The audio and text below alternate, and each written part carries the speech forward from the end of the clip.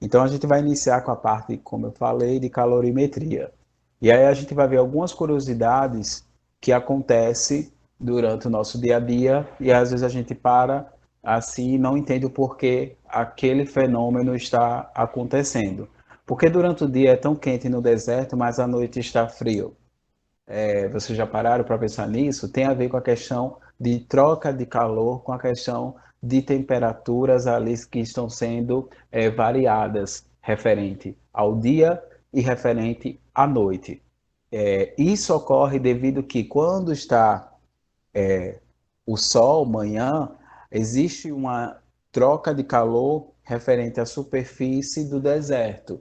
Então, aí, quando vem o anoitecer, o que vai acontecer? Vai haver essa troca de calor, essa conversão, devido à parte interna, ela está a uma temperatura estável, a uma temperatura mais fria.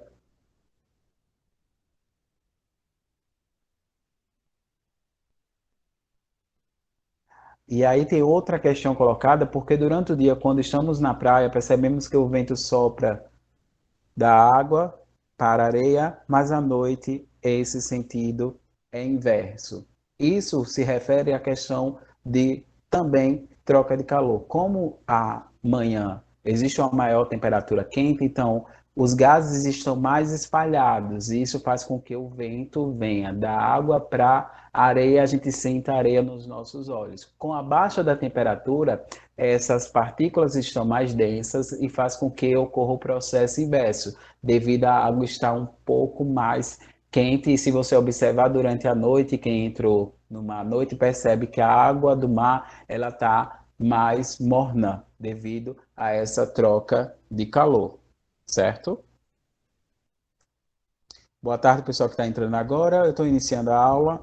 Só lembrando que eu vou deixar essa aula disponível para vocês no meu canal. Eu estarei divulgando, colocando, né, publicando, se não amanhã, no mais tarde da quinta-feira.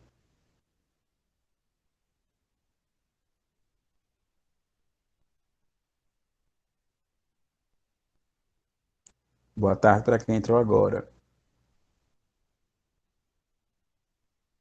E aí o que acontece? Existe a questão do calor, o calor, isso aí algumas pessoas já viram, porque eu iniciei o assunto antes do momento da pandemia, é uma troca de energia, certo? É a energia térmica em trânsito, ou seja, ele vai fluir do corpo mais quente para o corpo mais frio. E isso é que ocorre em todo sistema térmico que a gente possa observar, certo? Então, a gente costuma dizer que essa energia térmica, ela sempre está em movimento, ela sempre está em troca. Então, no ambiente, quando você sente a sensação térmica de quente, seu corpo está trocando energia com o ambiente, energia em movimento, fluindo sempre do quente para o frio.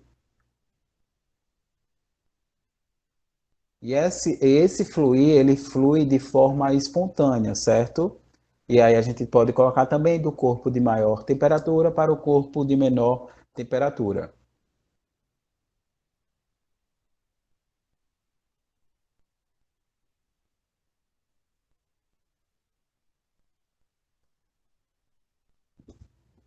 E aí foi o Joseph Black, entre os anos, ele viveu entre os anos de 1728 a 1799, no século 17. Ele foi físico, químico e médico escocês. Foi ele que deu início à propulsão referente à questão do trabalho da termodinâmica e conseguiu distinguir o fator calor e temperatura. Existe uma diferença entre você sentir calor e entre você dizer o termo o tempo está quente ou eu estou sentindo quente. Na verdade, você está sentindo a temperatura, a sensação térmica mais quente ou a sensação térmica mais fria, certo? Você não está sentindo calor, porque calor ele é uma energia térmica em movimento, certo? Que flui do corpo de maior temperatura para o corpo de menor temperatura. E dentro desse estudo, ele conseguiu introduzir duas noções que a gente vai ver mais à frente: o calor específico e o calor latente. E aí vai mais à frente aí o estudo através de Lavoisier e Cavendish.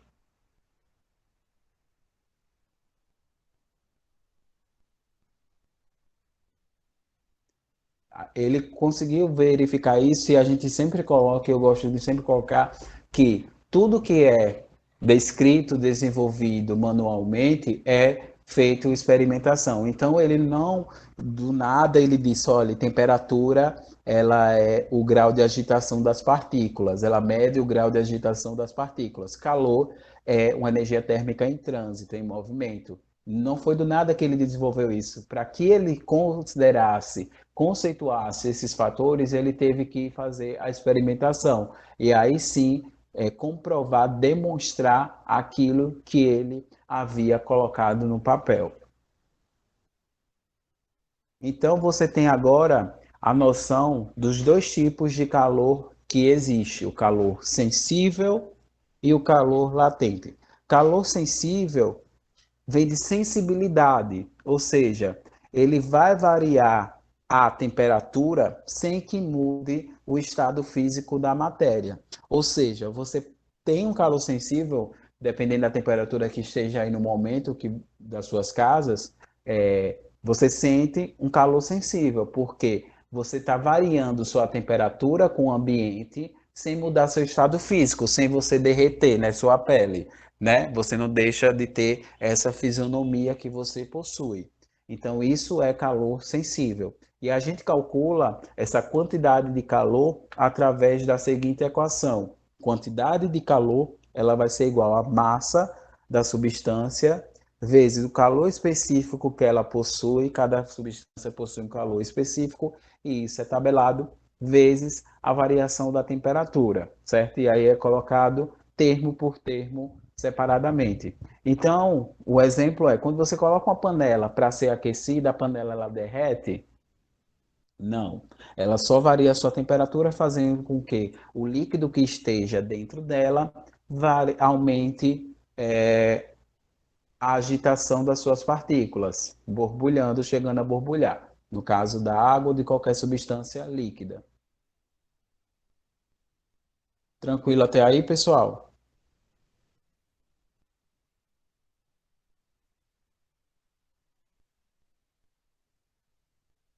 E aí vem agora a noção do calor latente.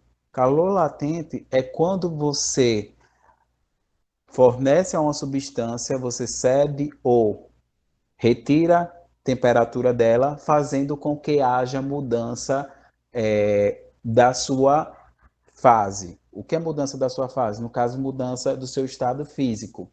Você, por exemplo, tem lá um gelo, ele está a uma determinada temperatura. Perceba que no calor latente, a temperatura ela não varia, ela se mantém constante. Já no sensível, ela varia e a substância não muda seu estado.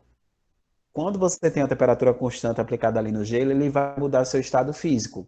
Ele deixa de ser um sólido e passa a ser um líquido. E aí, essa definição de mudança do seu estado físico considera calor latente, sem também que haja alteração da sua temperatura, certo? E aí, professor, vem a seguinte pergunta: eu posso ter variação de temperatura e variação de estado? Não, porque se você esquenta, aumenta, diminui, o objeto também vai ficar ou no mesmo estado, voltando para o mesmo estado, mudando de estado, voltando para o mesmo estado e assim sucessivamente. Então você não teria uma definição concreta se ali estaria ocorrendo um calor latente ou um calor sensível. Eu só consigo definir esses dois termos, calor latente e calor sensível, se no calor sensível ele varia sua temperatura e mantém seu estado físico, e no calor latente mantém constante sua temperatura, variando seu estado físico. E eu calculo essa quantidade de calor para uma mudança de objeto do seu estado físico através da massa da substância vezes o calor latente específico dele. No calor sensível, era o calor sensível específico da substância que a gente observava, certo? O calor específico dele. Nesse é o calor latente, da substância para que eu calcule com o produto da massa dela a quantidade de calor que ela vai possuir.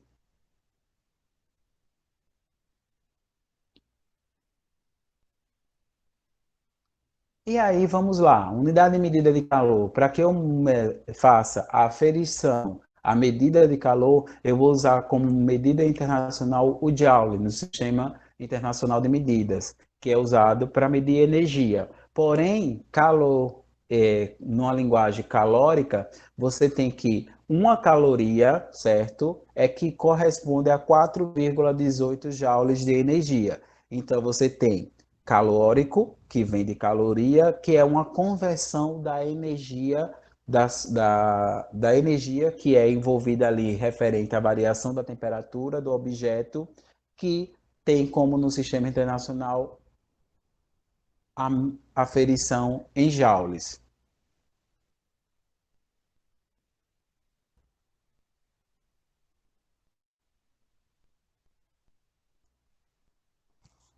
Agora a gente vai ver a capacidade térmica de um corpo. O que é a capacidade térmica de um corpo?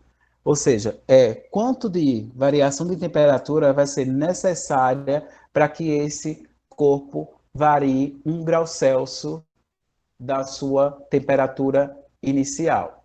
Ou seja, no caso aí, você tem que existe uma variação de temperatura no objeto do lado, ele sai de 26 graus Celsius a 46 graus Celsius. Então, a temperatura que foi variada aí foi de 20 graus Celsius, que é a final menos a inicial. E aí, como é que eu calculo essa capacidade térmica? Então, eu vou ver que a capacidade térmica necessária para que eu varie a temperatura desse corpo em 1 grau Celsius vai ser a quantidade de calor, ou seja, a caloria, o calórico que eu estou aplicando, que é 40 cal, certo? Dividido por 20 graus Celsius. Nesse caso, ele tem a capacidade térmica de variar a cada 1 grau Celsius duas. E aí, pessoal, com a unidade de cima,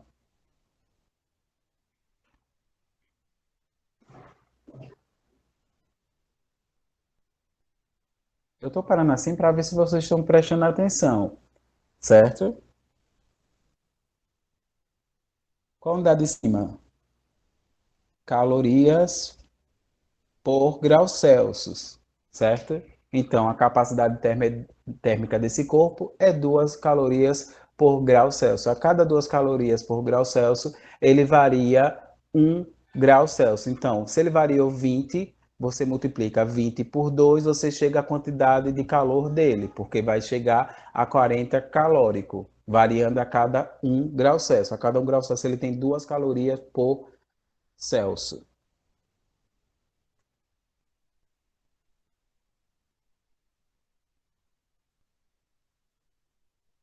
Então, aí eu digo que esse resultado, como eu falei, para variar a temperatura desse corpo em 1 grau Celsius, a gente precisa fornecer 2 calorias.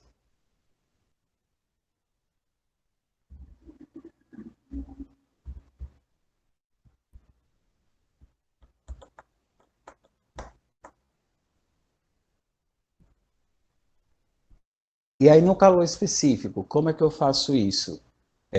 Vou usar a seguinte fórmula para saber quanto de temperatura é necessária para variar, quanto de caloria, na verdade, quantidade de capacidade térmica ele possui para variar 1 grau Celsius. Eu vou pegar a quantidade de calórico e dividir pela massa vezes a temperatura. Isso é tabelado, certo? Então aí você tem que a quantidade de calor dele é 0,5 vezes 1 grama, que é a massa que esse corpo possui, vezes 1 grau Celsius, que foi a variação que ele teve. E aí eu vou chegar aqui, para variar 1 grau Celsius, a gente precisa fornecer 0,5 calorias para esse corpo.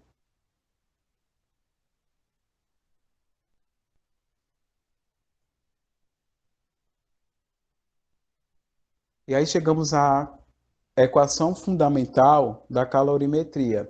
Você tem lá a capacidade térmica do corpo relacionada ao calor específico dele, ok?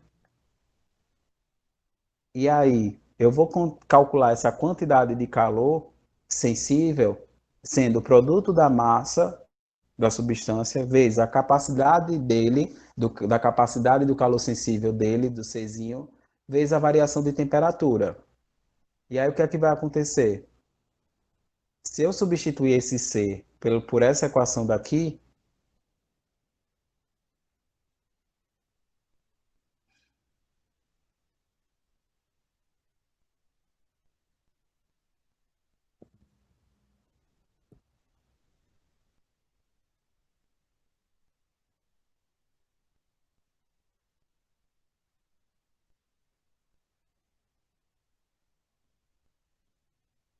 eu vou ter que essa capacidade, no caso, essa quantidade de calor sensível será igual à quantidade de calor do corpo, certo?